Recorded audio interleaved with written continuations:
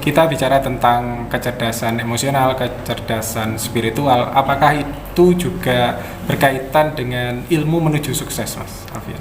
Sangat berkaitan, bahkan sudah ada risetnya dari Goldman itu mengatakan 86% bahkan lebih bahwa kesuksesan seseorang itu bukan dari praktisnya, tapi bagaimana dia bisa mengendalikan EQ-nya gitu. Nah, apalagi ditambah dengan spiritualnya, wah itu tambah semakin bisa mengontrol sikap, attitude, dan bagaimana dia betul-betul bisa mengimplementasikan di dalam habit kebiasaannya. Apakah ada contoh, Mas, misalnya yang pernah Mas Alfian jumpai rekan kerja atau teman gitu yang pernah kemudian dalam kondisi yang dia bisa mengontrol EQ-nya, kemudian bisa sukses dengan usahanya juga, seperti apa, Mas? Iya, ini contohnya mungkin diri saya sendiri ya. Ketika saya menjalani usaha di bidang apapun itu, harus yang pertama adalah kita ini memiliki orang tua, gitu kan. Dari situ saja sikap kita, bagaimana kita memperhatikan orang tua kita, mendoakan orang tua kita, meminta doa restu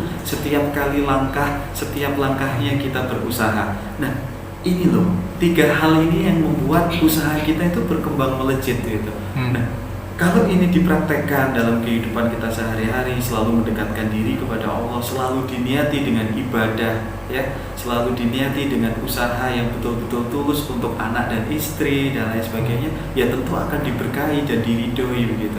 Nah, dan saya melihat seorang pengusaha, seorang entrepreneur ini harus balance antara kedua ini. Jadi satu sisi dia harus menjalin relasi dengan banyak orang, harus profesional, harus betul-betul mengembangkan usahanya. Di sisi yang lain, secara spiritual kita harus mendoakan orang tua kita, bahkan sekali-kali kita memperhatikan orang tua kita, banyak sedekah, banyak sedekah, itu kunci suksesnya. Semakin kita banyak memberi orang, semakin kita bahkan bermanfaat untuk orang banyak, nah semakin malah justru rezeki kita itu terus bertambah. Itu pengalaman saya.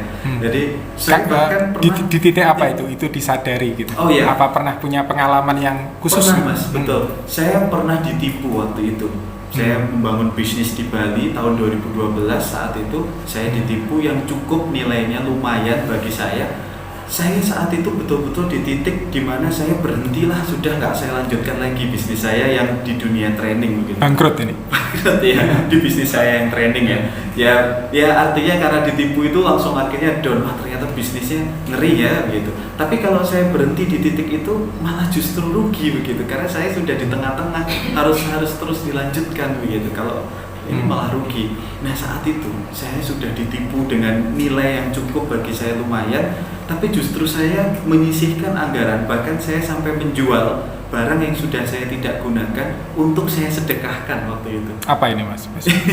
Ya waktu itu ya ada barangnya gitu. Jadi barang yang sudah nggak saya gunakan saya jual gitu, lalu kemudian uangnya ini saya sedekahkan semua. Semuanya itu. Semuanya ya. Jadi ya saya sisain untuk makan ya, Mas. Nggak, maksudnya di kondisi yang ditipu artinya kan ada kerugian secara finansial, tapi kenapa kemudian justru ada keinginan untuk bersedekah? Ya, karena saya berpikir waktu itu saya di masjid gitu, saya berdoa, saya mikir bahwa wah, kan banyak orang gitu cerita, bahkan juga orang-orang tokoh-tokoh agama yang memberi masukan ke saya, harus sedekah, Mas, harus banyak sedekah.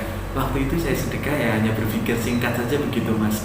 Saya cari di tempat ibadah, saya lihat lingkungan sekitar yang perlu dibantu gitu, lalu saya sedekahkan gitu. Dan alhamdulillah, Mas, justru dengan itu saya bisa bangkit gitu. Ada keajaiban karena ternyata begini, setelah saya punya pengalaman itu, rezeki yang sudah jelas, ibaratnya kalau kita kerja di sebuah perusahaan gajinya jelas gitu. Tapi kalau rezeki yang belum jelas ini nilainya itu besar sekali. Tapi kalau rezeki yang jelas itu nilainya kecil ya, Mas ya. Kita gaji di perusahaan apa begitu, sudah dapat gaji itu kecil, sudah pasti nilainya sudah pasti, gitu. ya. Tapi kalau rezeki yang ada belum pasti, yang sudah disiapkan oleh Allah, justru itu luar biasa ya. Luar biasa sekali.